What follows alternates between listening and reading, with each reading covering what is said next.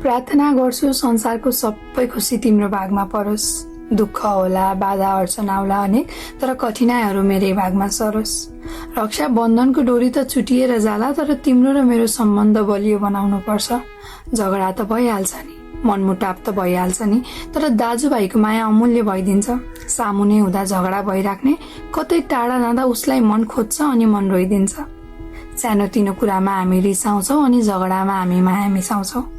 आफूले जे भनेर जिस्काउँदा पनि केही फरक नपर्ने, अरूले एक शब्द नराम्रो भन्दा संसारसँगै लड्न खोज्छ। बाहिर माया नदेखाए पनि सबैभन्दा बढी माया उसले मलाई गर्छ।